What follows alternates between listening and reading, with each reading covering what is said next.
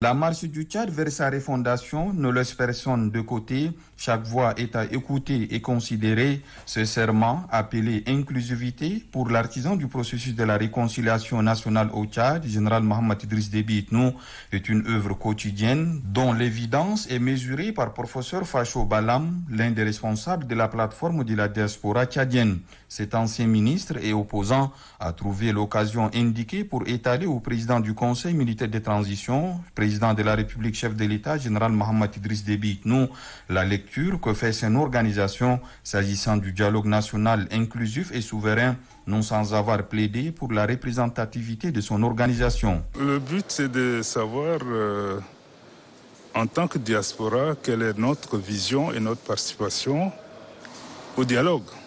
On a fait le tour très rapidement autour de cette question. Notre plateforme estime qu'il fallait élargir un peu sa représentativité. La réaction du président est positive et je crois qu'on continue la discussion pour voir comment faire participer nos autres camarades.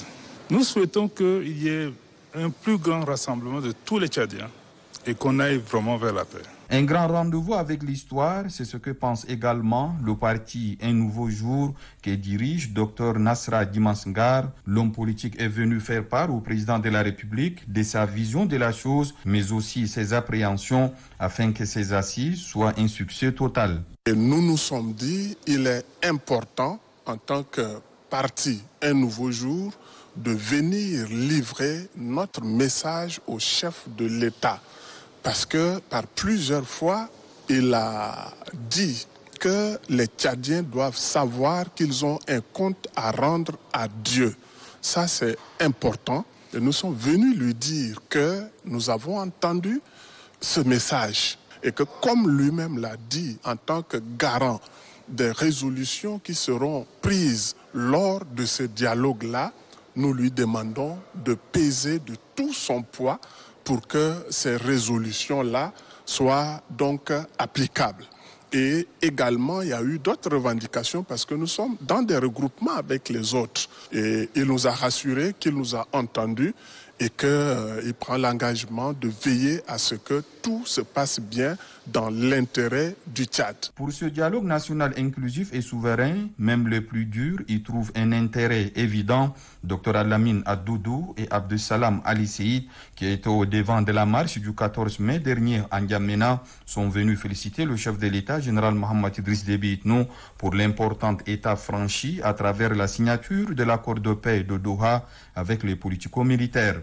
Pour eux, ces assises doivent être abordées avec plus de sérénité. La satisfaction d'Abdussalam Ali Seïd réside dans le fait d'avoir porté à l'attention du président de la République leurs préoccupations. Et nous les avons remerciés pour avoir scellé le dialogue de Doha et que nous lui avons souhaité à ce que tout finira dans le mieux et que le peuple tchadien sortira grandi.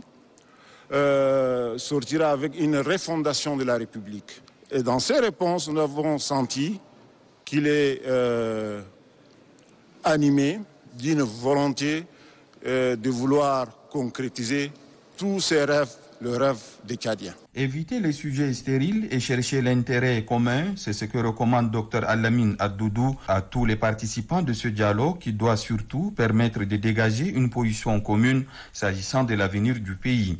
La politique de la chaise vide, pour lui, n'a jamais servi à quelque chose, ce qui l'amène à exhorter ceux de Tchadiens qui hésitent toujours à rejoindre la masse populaire pour faire valoir leurs avis.